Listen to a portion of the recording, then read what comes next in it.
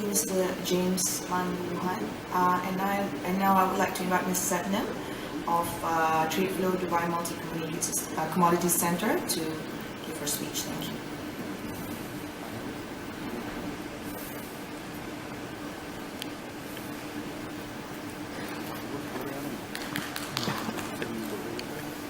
Hi. As James mentioned, the production and distribution of food has become international.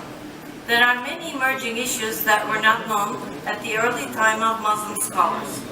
Today, ingredients and packaging are global and sourced in different locations. So producers, suppliers, retailers, even the Islamic financiers should understand halal processing, halal storage, international laws, Islamic acceptance constraints to produce halal products. As the MCC, we have done our contribution by launching our trade flow platform, Murabaha module, and halal inspection and rating program. The MCC has an electronic registry for commodity ownership, the trade flow platform, which is the only central registry for commodities in the UAE.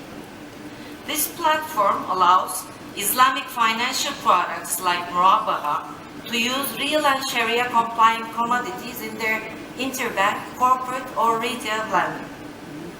Dubai has been announced as futures capital of the global Islamic economy. Not only Murabaha, but we also have halal inspection and rating program on the trade flow platform. This program was advised to be launched by our Sharia consultant, Daras Sharia, who has also given fatwa to our Murabaha module, while developing our Murabaha module. Our halal inspection and rating program represents an additional value to Islamic finance products. Islamic financiers are now confident that clear and rigorous Sharia compliance standards are being applied to the facilities that store the goods being traded during asset-backed Islamic finance transactions. Absence of halal standards lead to extra costs for retests, obstacle to trade, time lost to market, confusion among customers, confusion on product development, confusion on Islamic financiers to invest, hard to understand and compare competing products, fierce competition on many certifying institutions, difference on standards, confusion on halal audit, abuse of halal logo, unfortunately. Supply chains are always broken, artificial shortage of raw material, and finally, loss of revenue for all involved parties. Thank you. Thank you, Ms. Sebnem. And now I would like to invite Saleh Abdullah Luta, Managing Director of Islamic Foods, to give his speech within the halal industry. I respect and understand Saleh's frustration on so many requirements and certifications and inspection, etc. But I'm kind of an inspection and robust certifying believer person. As such, as you said, there are certification agencies between 500 to 3,000 all around the world, 80% of them in non-Muslim countries. So I would like to talk about what Organization for Islamic Cooperation is doing. As we all know, in 2010, they have given the mandate to bring the certification to a single platform by constructing the Standards and Metrology Institute of Islamic Countries. Since 2010, there has been lots of development. They have set OIC, SMIIC standards, not only for certification, not only for manufacturing, but also for certifying the halal accreditation agencies. The 29 members of 57 countries of OIC are talking the same language now. They're on the same ground. And recently I had a chat with their Istanbul office, and I found out that they're up to a level where they will be constructing over the countries accreditation council. They will be having their 6th accreditation council meeting in Dubai by Dubai Accreditation Council's host on the 12th and 13th of November.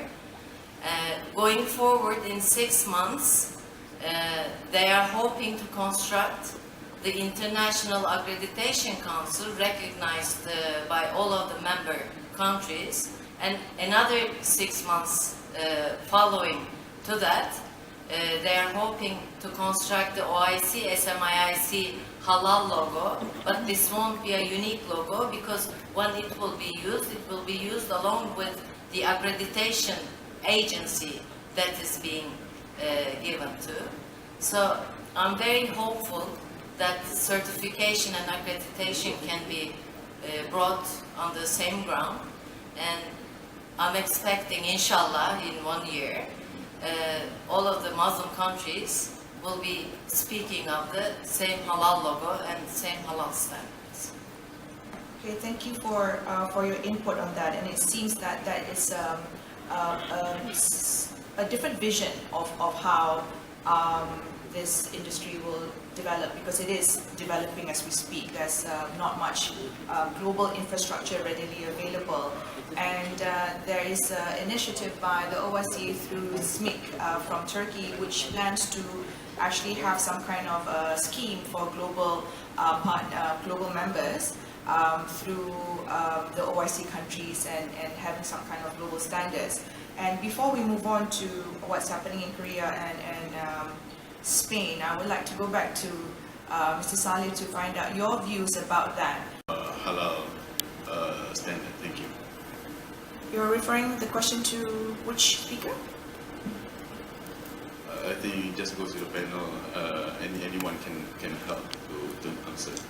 I can respond to that. Okay. SMIIC is also third-party logistics providers are very important in halal certification and halal logo, I would say, because it's not actually halal certifying is not that sophisticated as it looks, because it's all about, if we talk about the logistics part of it, it's all about physical and virtual segregation. So still, SMIIC is working on that one also. Currently, because of the emerging requirement, they have come up with the standards for food, and ESMA is recognized and chairing the technical team, technical halal food of SMIIC. But next one in the line is the cosmetics, and they're also working on third-party logistics providers standards too. Yeah, you're right. I mean, the supply chain should not be broken to call any commodity halal. Okay, on that note, I'm afraid we're going to have to end our session. Please help me give a round of applause to our distinguished speakers. And with that, I would like to conclude the session. Assalamu alaikum wa rahmatullahi wa barakatuh.